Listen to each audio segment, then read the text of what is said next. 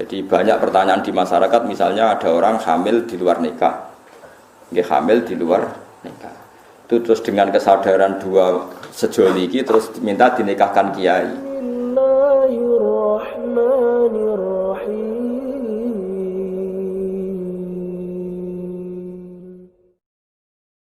Bismillahirrahmanirrahim.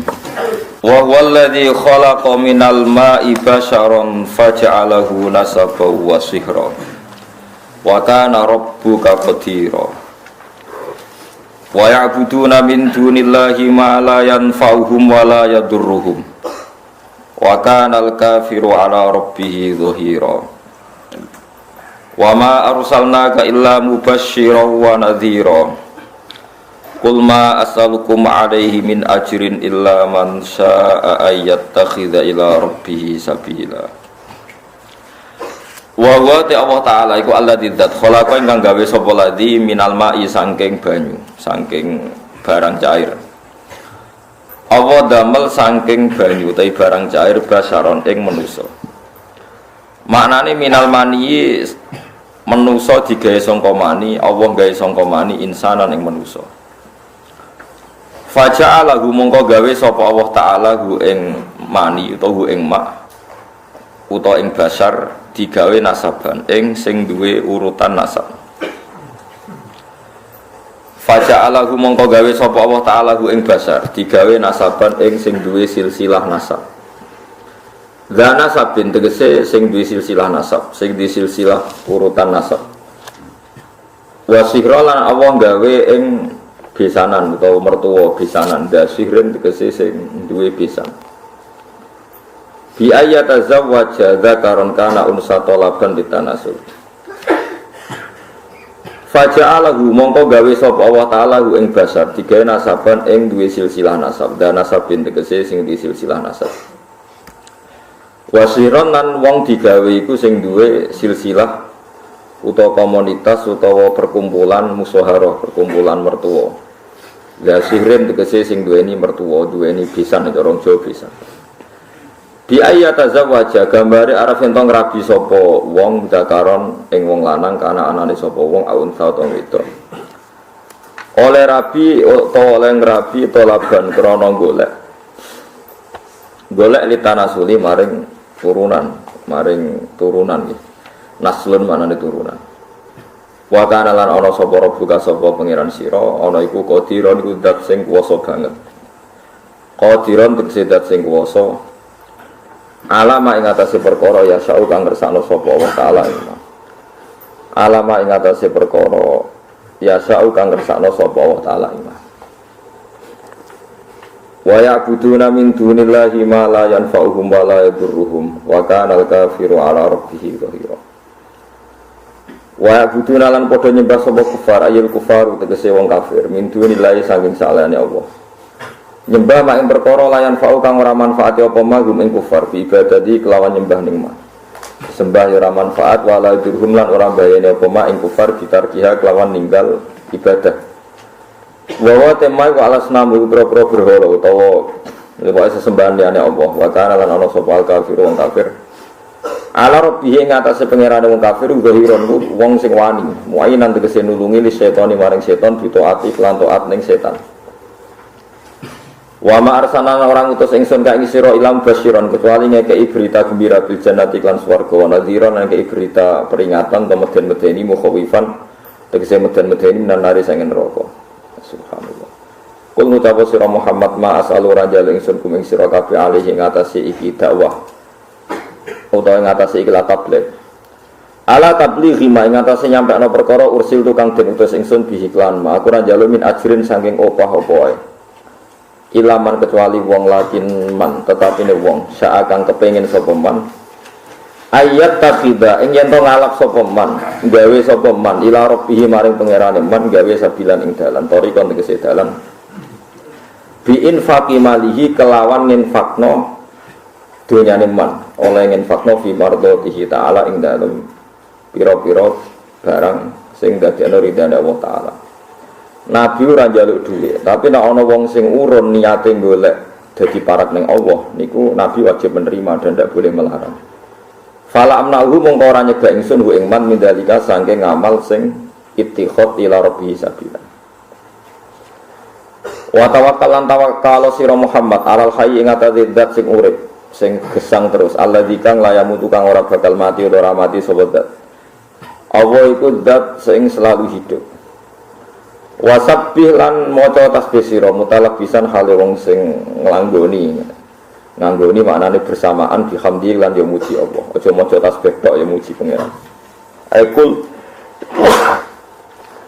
tegese ngucap sira Muhammad subhanallah walhamdulillah. Wa kafalan cukup sapa bihi Allah bidunubi ibadi lan pira-pira salah kawulane Allah. Allah nyukupi apane khabiron oleh mirsani. Aliman tegese oleh mirsani.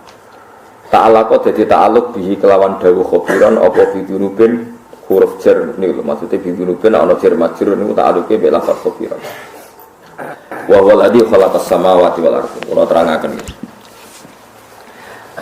Niki ora tenan kula terangno masalah nasab ya.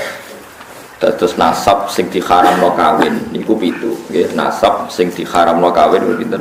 7. Niku khurrimas alaikum napa ummahatukum wa banatukum wa akhwatukum wa ammatukum wa khalatukum wa banatul akhi wa banatul ukhti. Niki penting kula aturaken jenengan ora usah sensitif. Pokoke masalah hukum iku cocok ra cocok ora usah napa sensitif. Agama itu mengharamkan atau melarang adopsi ngangkat anak. Kalau terpaksa ada orang ngangkat anak itu harus dicatat nasabnya dan dimaklumatkan di keluarga anak yang diadopsi maupun keluarga yang mengadopsi. Karena nanti ditakutkan terjadi ikhtilatil ansab. Ya, kalau balen terjadi ikhtilatil ansab, percampuran apa? Nasab. Karena setiap satu orang itu pasti punya 7 orang yang haram dikawin karena nopo nasab. Ini ku ibu, dia ibu, dulur ummahatukum terus putri, dulur kandung, bulik sangka bapak, bulik sangka nopo ibu, terus ponakan ya anake dulur lanang, lan anake dulur nopo wedok. Niku sing haram karena nasab. Sebab niku ikhtilaf. Yen wae dirungokno. Riyen Rasulullah niku dia anak angkat dene Zaid. Sampai wong darani Zaid bin Muhammad. Mboten Zaid bin Harisah tapi Zaid bin Muhammad. Terus ambek Allah piyambak dibatalno. Wong kudu nyebut Zaid bin Harisah. Dipaksa. Nggih, wong kudu nyebut Zaid bin Harisah. Ora oleh muni Zaid bin Muhammad. Sampai turun ayat lewat Allah langsung ud'uhum li abaihim huwa aqsatu indallah. Wong kudu disebut nganggo jenenge bapake. Iku nak kepengin adil cara Allah. Mergo tiyang adopsi niku mesti nglahirno sombong. Kula pun bolak-balik wingi kula ngaji teng Bojonegoro teng Islamic Center nggih bilang. Adopsi itu melahirkan kesombongan. Lho nggih to nggih, misale anake Ruhin tak pek anak angkat aku. Kan keren ben Gus Bak dibang ben Ruhin. Lama-lama anaknya itu kalau ditanya seneng jenengan sinten kula putrine Gus Bah. Kan enggak siap di bapak keriting enggak jelas misalnya ning dalan-dalan ya wis ngono kan. Itu satu melahirkan kesombongan. 2 terjadi ikhtilatil ansab. Misalnya anak Ruhin melok kula terus kuliah. Jebule pacaran mbek dulure dhewe. Terus kok rabi entuk dulure dhewe, entuk ponakane. Itu bahaya sekali. Sangat-sangat bahaya. Kalau mau cerita tentang budi-budi ketika saya memberi makalah tentang adopsi ini wonten kiai sikoh bisa dipercaya cerita. Itu ono wong tipe anak angkat yang Jakarta. Yang nganterkan tuh Pak D-nya. Suatu saat anak ini besar kuliah pacaran mbek adik kandungnya. Walhasil terus kawin di anak sitok. Pak D yang dulu nganter ke Jakarta ke yang adopsi itu nilai di Jakarta. Kok wagetnya bukan main, ternyata yang dirabi itu sama-sama ponakannya gitu, dulur nopo kan? Ini bahayanya ngangkat anak nopo angkat. Jika dibatalkan oleh Allah, orang harus mau menyebut bapaknya. Ud'uhum li abaihim huwa aqsatu indah. Sabi wong saiki saya naik dhewe. Anak sampean itu bangga, makalah Nabi itu mengancam manida ila ghairi abi wa huwa ya'lamu anna ghairu abi faqad kafar. Wong sing ngaku ora bapake diaku bapake dianggap ngafiri atau ngingkari ajaran Kanjeng Nabi Muhammad sallallahu alaihi wasallam. Karena satu melahirkan kesombongan itu mesti. Karena mesti milih yang keren kan? Milih sing apa? Keren. Nomor dua terjadi campur aduk napa? Nasab. Mari kula suwun sing pun ngadung anak istilah anak angkat itu istilah bahasa Indonesia. Tetap harus ditulis silsilah keluarganya, dia saudaranya berapa. Kalau anaknya itu tersinggung dianggap anak angkat, berarti cah sombong satu balik non keluarganya. Nah, apa ya apa. Terus ketiga ini yang penting. Orang me anak angkat itu alasannya kan saake, kepengen nulung wong miskin. Kula baleni rata-rata niatnya kan kepengen nulung orang miskin. Nak cara kula, nak pancen niate gitu betul. Niki pendapat kula lho. Tapi maksudnya angkut pembatalan anak angkat itu jelas ada di Quran, di hadis. Alasan kedua istilatul ansab ya ada di kitab. Tapi yang ketiga ini pendapat saya. Yang ketiga ini jelas. Saya ulama itu harus jelas. Yang tadi di Quran, di hadis itu dua alasan tadi di Quran, di hadis. Yang ketiga ini saya pribadi. Dan saya yakin saya benar. Kalau Anda tidak sependapat dengan saya berarti tidak tahu mikir. Orang kok sampean tulis apa? Bener. Misalnya aku main anak angkat Ruhin. Sakit, roca keriting, lunak sampai anak angkat. Sedih cek cilik, kan cek imut, terus tua wanan ini gitu. Coba yang no saya iki. An cilik kan lucu ya, keriting, lemu, putih kan sampai anak angkat.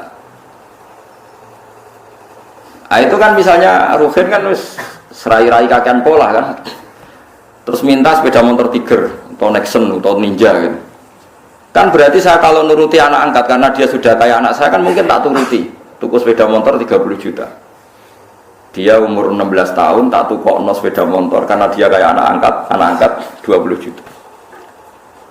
20 juta itu kalau saya niat baik, yang penting tak kekno wong fakir miskin atau tak kekno santri. Itu dapat berapa santri? 20 juta misalnya tak kekno wong soleh atau santri atau masyarakat. Kalau 20 orang saja dapat 1 jutaan, matrunen tak ngamek, ndongakno kabeh. Kiri 20 ndongakno kabeh. Tapi gara-gara mek anak angkat, uang 20 itu tersentral, terpokok ning satu orang. Yaiku ning Ruhin, iku wae dienggo sepeda motor sing jelas manfaatnya. Paham sing kula maksud? Hanya dari segi sosial kan menjadi manfaat ini terbatas kan? Gitu. Nah aku ramai anak angkat Ruhin kebagian 1 juta, mungkin Mustafa kiri pisan kebagian 1 juta kan beberapa orang kebuang. Karena saya ada harus terfokus mikir takriting wow. Paham ya? Lo tenan paham tenan tuh. Lo yang mulai menentang pendapat saya boleh, saya pastikan ini pendapat saya. Tapi kan iso globalnya paham tuh. Artinya kalau orang enggak Ruhin dewasa tak kayak nomah, entek 100 juta. Alasannya saya kira Ruhin anak melarat. Andai kan aku gak main anak angkat mungkin 100 juta lebih ke orang banyak. Tapi tetap boleh loh main angkat. Tapi cara logis sekadar ya sayang tetap kembalikan ke keluarganya, dibiayai saja. Itu dia mendapat kasih sayang keluarga, dia tidak sombong. Paham ya? Loh soal ingin spesial ya spesial saja misalnya sama rantai anak. Nah kecuali mungkin ada pengecualian darurat, sampean nggak punya anak, ada ponakan atau keluarga, kamu angkat, tapi nasabnya harus tetap ditulis. Saya ulang-ulang, nasabnya harus ditulis. Karena ciri utama manusia yang disebut Allah adalah faja'alahu nasabah. Jadi orang harus jelas nasabnya. Jadi alasan ketiga tadi kelihatan kalau anak angkat itu kan nanti semua aset itu kan terkonsentrasi, yaitu mau biasanya wong lomo 20 juta dibagi wong akeh gara-gara dia anak angkat satu mungkin hanya untuk beli nopo sepeda motor mulai tak keriting nulis bawa weling sanggup 1 juta entek sedino padahal mau tak kena fakir miskin 1 juta cukup saulan kan ya sehingga sampean tidak usah tersinggung. Kalau mau cerita hukum sehingga sirinya kenapa Rasulullah itu orang paling dicintai Allah dan punya hiburan ngepek anak angkat yaitu Zaid bin Harisah itu dibatalkan oleh Allah sendiri. Dibatalkan oleh Allah sendiri. Tapi jangan kira dibatalkannya itu dibatalkan total secara sosial, bukan dibatalkan secara hukum nasab. Sehingga semua sahabat yang dulu manggil Zaid bin Muhammad dimarahi Allah, suruh manggil Zaid bin Harisah. Paham ya? Terus kula suwun sing wis kadung anak angkat ya ora usah dibatalno, tapi nasabnya ditulis. Dan anak itu mulai kecil pun diberi pengertian kalau kamu anaknya ini, saudara kandungmu ini. Nah soal kowe kuwatir kok nang bocah tersinggung wong Jawa. Kamu harus lebih khawatir ketimbang nanti nasabnya kacau balau kawin mbek dulure dhewe, kawin mbek ponakane. Senengane kok nggo alasan rasa Jawa. Ora tau mikir nasib agama, dipikir nasib rasane wong Jawa. Soalnya kalau aku mbek Mustafa tua jenggoten corong Jawa wajib dihormati, sesat tapi dihormati Mustafa. Wong ra jelas jlundruke kok apa dihormati. Ya harus pakai agama jelas. Orang dihormati karena alimnya atau karena lomane atau krana sabar melarate, kudu jelas, kudu nyetor slip. Paham ya alasan dihormati. Gak apa-apa misalnya ke nulis Gus saya fikir 10 tahun sabar. Jadi jenengan harus hormat saya. Kalau hormat siap lho. Mergo jelas kesalehane. Dan saya siap sabar lagi sampai mati ya monggo nanti ditulis. Mblus warga syaratnya ngalim ya abot sugih wis kadung ora sugih. Paling mungkin ya semarat karena sudah kadung melarat. Itu syaratnya sabar. Sabar itu orang ngeluh. Orang ngeluh itu betah. Biasanya wong nak betah mbek Allah diterusno wis betah. Wis betah wae kan. Itu kan jadi repot. Jadi itu coba hitung ya. Alasan ketiga tadi bisa dihitung. Saya tuh punya pengalaman gitu. Saya punya saudara, punya keluarga, orang kaya, anak angkat. Itu ya kebaikannya ya terkonsentrasi, ya itu tadi tergerus hanya untuk 1-2 orang. Ya taruh saja tadi. Kalau orang punya uang 20 juta biasa diamalkan, mestinya bisa dikasihkan pondok atau fakir miskin bisa orang 20-30. Gara-gara anak angkat mungkin seleranya selera yang fuduli, yang enggak prinsip, yang sekunder, misalnya untuk beli apa? Sepeda motor. Namun anak yang bowling kalau rugen anak angkat sepeda motor di aksesoris. Aksesoris sepeda motor larang bisa. Sepeda larang mau megenge ning mall. Ngentekno donya tenan. Itu kenapa menurut saya kalau mau baik-baik saja. Terus saya teruskan. Tapi teori saya ini tidak selamanya benar karena itu tadi yang dibatalkan hanya nasabnya saja itu yang pasti benar. Tapi Rasulullah itu ya unik. Ini cerita sisi Rasulullah. Rasulullah itu diputu jenis Hasan Husain. Hasan ganteng. Enggak ada orang mirip Nabi kayak Hasan. Hasan bin Ali. Ya putrane Sayyidah Fatimah sing sugeng kan namung Hasan kalian apa? Husain. Sebetulnya punya adik namanya Muhassin tapi meninggal. Hasan ganteng kan. Ganteng putih, ganteng mumputune Kanjeng Nabi. Terus Usama itu sampean Rabi Zaid itu rabi untuk Ummu Aiman. Nggih Zaid itu rabi untuk sinten Ummu. Pakai Usama Zaid bin Harisah. Terus gak ada anak namanya Usama. Zaid itu dia anak jenis Usama itu wireng. Menjen turunane wong ireng. Niku Kanjeng Nabi sowan ngepol, mergo anaknya anak angkate. Putu sangka anak angkat. Dipangku kan. Sampai sahabat itu cara sahabat wong Jawa nak ngenyek Nabi jah mangku gula kopi perkara ini sitok putih sitok nopo lah niku nak Usama umbelen meler itu umbel ngerti umbel teman cara kene apa umbel niku Sayyidah Aisyah kon nyisi ora gelem wis ora anake wireng umbelen Sayyidah Aisyah kon nyisi mboten jijik cara Jawa. Sayyidah Aisyah wae anak wong sugih perawan bojone Kanjeng Nabi kon nyisi cah ireng. Gak gelem. Lha di sisi Kanjeng Nabi dhewe. Sampai Aisyah iku iri, tanganku eman kena umbele sama malah tangannya Kanjeng Nabi akhirnya. Jadi artinya gini, jangan kira Nabi itu melarang anak angkat itu terus ndak sayang ya sayang, tapi jangan menggantikan nasab, jangan menggantikan nasab. Malah disebut Quran ud'uuhum li abaihim wa aqsatu indallah fa illam ta'lamu abaahum fa ikhwanukum fid dini wa mawalikum. Ini diatur. Terus sekarang orang bangga ngambil anak angkat macam-macam. Nah, kita sebagai ulama harus ngomong ini duduk perkaranya karena orang itu punya nasab. Ya, nanti terjadi ikhtilatil apa? Ansab. Nasab itu 7 ya. Terus kedua ditambah nasab karena mertua, tak dono hukumnya ini. Kalau nasab karena mertua itu 2 sisi. haramnya mertua itu bimujarrodil akdi. Jadi misalnya saya nikah dengan istri saya, sekali saya menikah bil tu nikah hawa taswijah bil mahril mazkur, itu otomatis saya sudah boleh salaman sama mertua saya, sudah jadi mahram bil musaharah, namanya mahram bil musaharah. Tapi kalau saya rabi ibunya, misalnya Ruhin ono rondo, kasusnya kancane bapak nanti konco, ini kisah nyata, konco guru dan PNS, gawe kemenak, gawe depan. Dekne iku wis tuwa, mesti ora tuwa banget ya, pokoke duda. Karena dia sugih ning desa PNS wak sugih, ngelamar cah wedok. Sing baturi bapak. Ngelamar cah wedok, ya namanya ngelamar cah wedok sing methuki ibu-ibu iku rondo. Baru roh ibuke luwih aju. Dimethuki terus spontan muni ngene. Bapak saja kaget, yang nemani kaget. Mugi kalian jenengan terus pundi, Bu? Betul sampai anak jenengan. Ibu ya dan gelem ibu itu gelem. Ibu itu gelem padahal posisi rono apa ngelamar anaknya. Ibu itu gelem. Dari bapak wong edan. Baru metu takoki bapak. Lho kok piye sini-sini wong ngelamar anake kok ibu. Wong iku kang kancane bapak. Ah ibu. Bareng wis kasil untuk ibu terus dipertimbangkan jare sampean kan rondo anakmu ku perawan, payune gampang, penting ibuke mlangsik terus rabi sama ibunya. Lah itu kalau menurut agama, wis dirabil lah, wis akad, itu ada kemungkinan dekne iso rabi anake.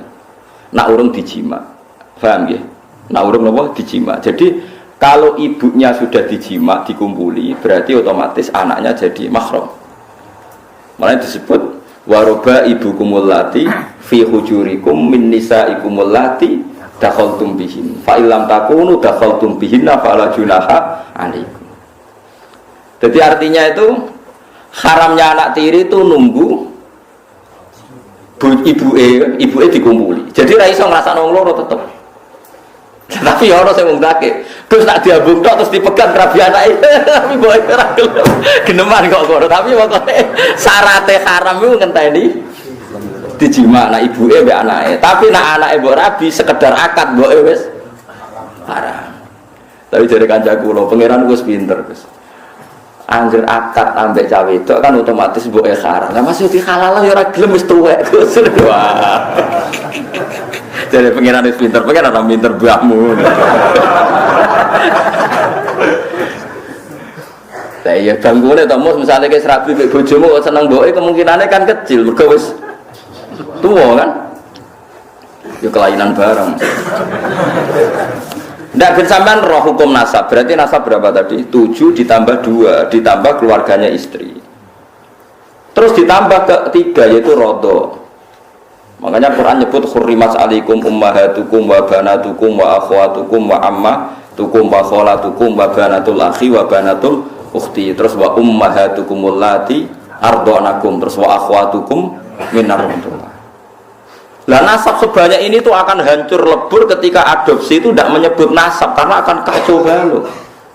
Kacau balaunya adalah orang pakai nasab bapak adopsi kemudian tidak diketahui, bisa saja suatu saat rabi ponaane pacaran BADE yang sekarang dunia nopo glo. Nanti rata-rata diberi sanksi pangeran. Wong sing anak angkat itu rata-rata dikai sanksi pangeran karena Allah duwe sunnah, orang yang menyalahi aturannya pasti di dunia pun ada sanksinya, bukan hanya nanti di akhirat, di dunia pun ada sanksinya.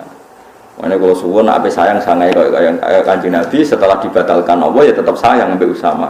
Saking sayangnya nganti Nabi nyisi umbelis Usama sampai Hasan itu nak jejer Usama sampai sahabat gojokannya gula nopo kok.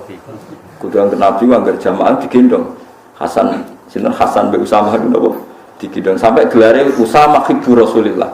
Usama wong sing banget disenengi Kanjeng Nabi. Jadi gelare Usama teng sahabat Usama hibbu Rasulillah. Kalau ada banyak buku tentang Usama. Mungkin sampean ngerti, jadi ya ini fatwa, ya ini fatwa. Jadi aturan hukumnya gitu. Ud'uhum li abaihim wa aqsatu inta. Wong diundang sesuai jenenge bapak. Paham ya? Jadi wong kudu bangga mek bapake iku kudu bangga. Cek ndak, cek kriting, cek ra duwe wong kudu tetep nyebut jenenge napa? Bapak.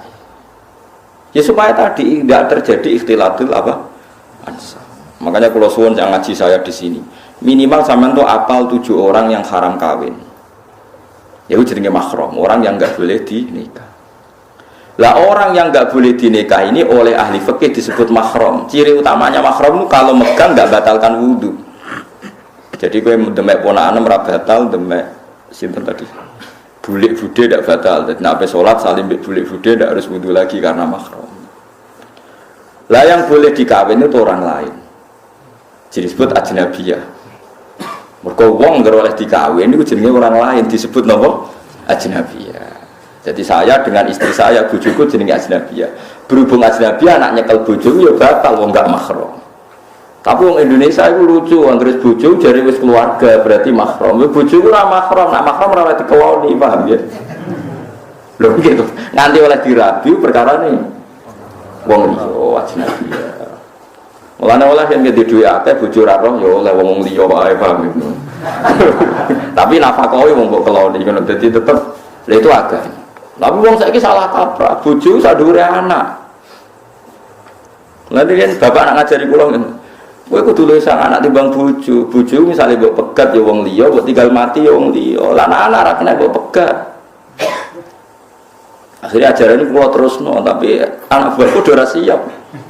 Nah, bojo kula siap bendina tak didik ngono. Ki jogemen nentang hukum Allah mbek Rasul dosa kaya lha. Nek gertukaran mbek anak kula siap-siap kalah. Paling kadang bapak yo bela anake. Ya misalnya aku bela, coba ajaran saya itu pasti benar. Misalnya aku bela anakku, rugimu apa ku ya anakmu, kowe kok egois. Nah, lu coba ruginya apa seorang ibu? Misalnya saya bela anak saya, terus bojoku, nah anaknya dibela aku ora dibela. Memangnya anak saya anaknya sopo? Kan anaknya dia juga, kowe nak mikir sing waras tuh. Jadi ajaran saya itu kan normal, lu salahnya di mana coba?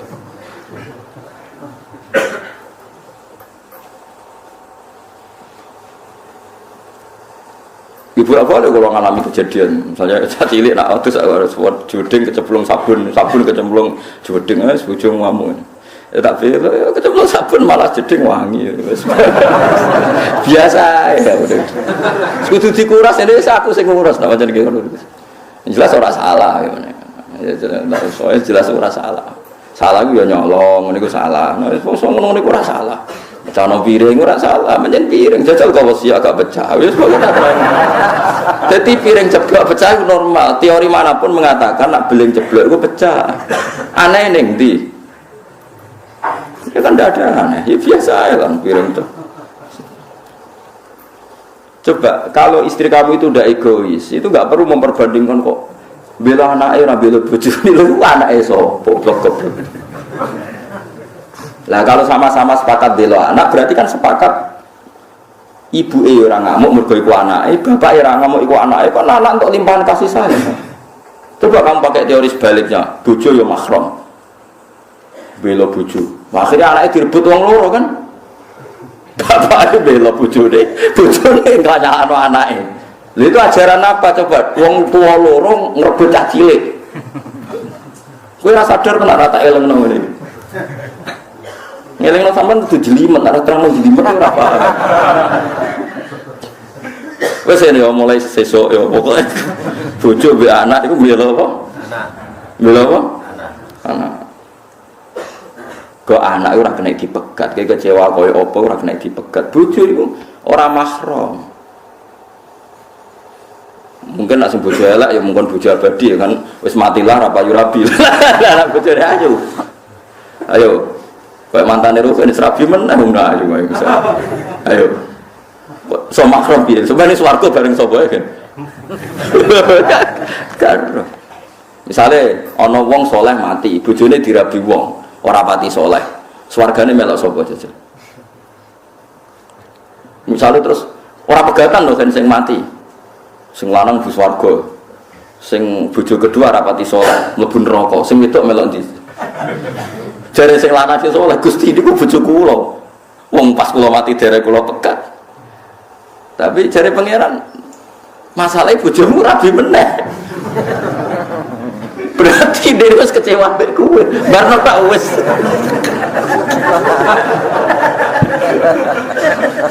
Lah wong itu misalnya sing lanang kok mati meneh, sing wedok kan iso rabi meneh. Lah terus bojone sapa? Nak karuan pegatan kan berarti dianggap lain dengan kesadaran suami, sing tinggal mati misalnya. Nah itu menunjukkan nasabnya bojo itu gak permanen, disebut ajnabiyah. Halali dikumpuli mergo dinikah, tapi statusnya tetap ajnabiyah. Makanya Imam Syafi'i berpendapat megang istri itu batal karena statusnya ajnabiyah. Tapi ada ulama lain yang mengatakan megang istri itu udah batal. Tapi alasannya karena yang batalkan hanya jima, itu madzhab Maliki. Itu udah hanya istri, megang orang lain pun agak ditutuki wong liya yo ora batal. Tapi haram karena orang lain. Paham ya? Kok terus kira batal terus wong liya mbok cekel nggih mboten. Maksudnya ora batal tapi haram. Makanya kalau orang haji itu disuruh intikal madzhab. Karena kalau orang haji pas tawaf kan pasti megang perempuan lain kan? Ya mesti kepegang kan? Itu disuruh nopo intikal madzhab. Tapi tetap haram kalau sengaja. Dijelas ya, itu disebut faja'alahu nasabau. Musyahara itu keluarga besar.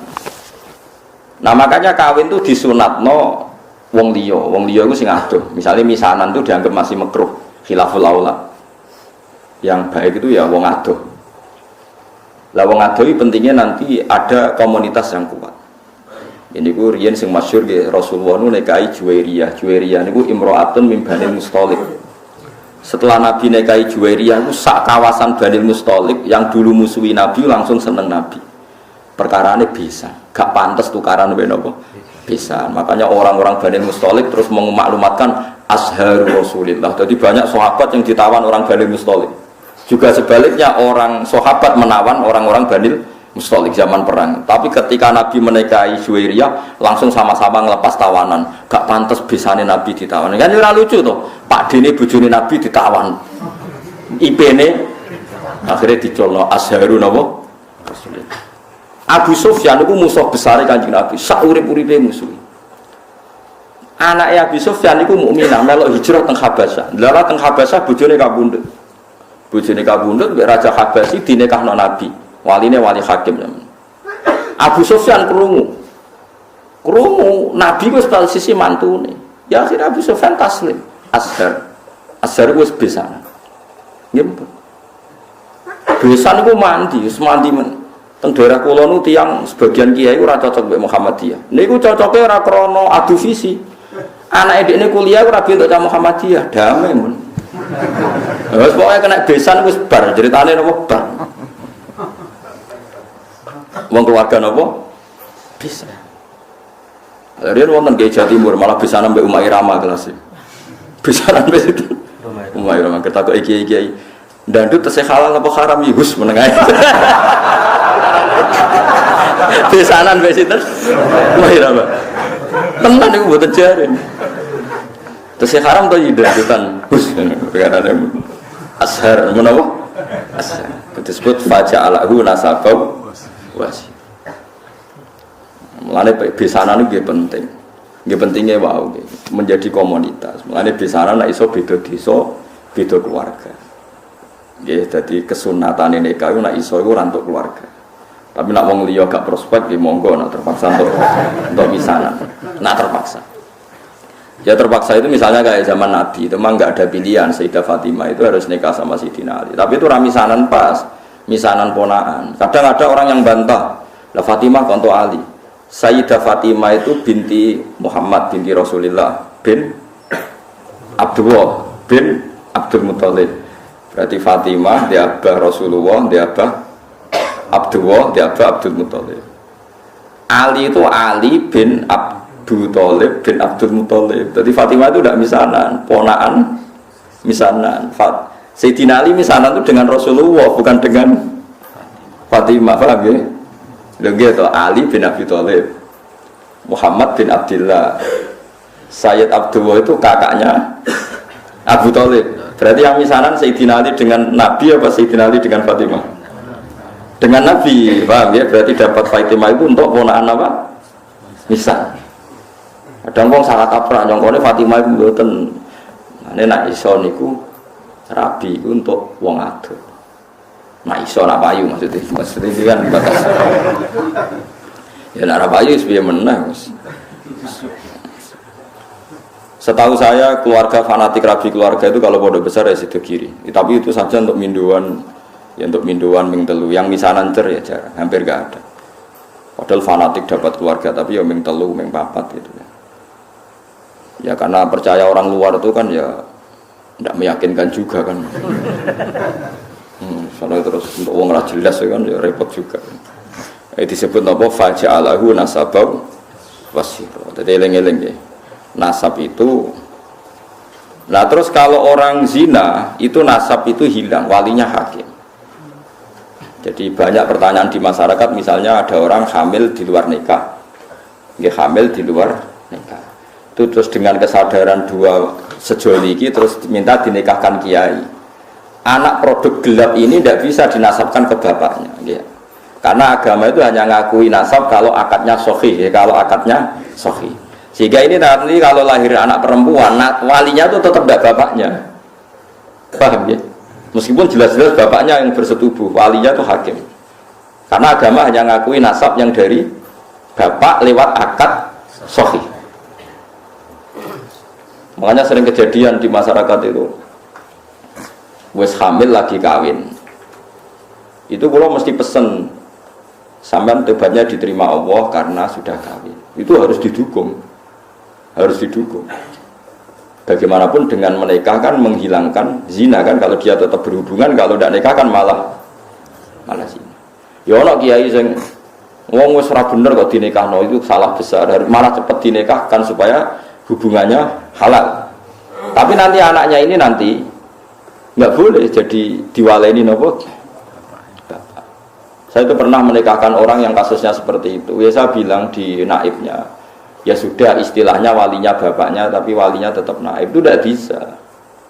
Karena nasab yang diakui syariat itu yang biakdin apa? Sahih, yang lewat akad apa? Sahih. Jadi nanti kalau seperti itu misalnya anaknya putri, paham ya?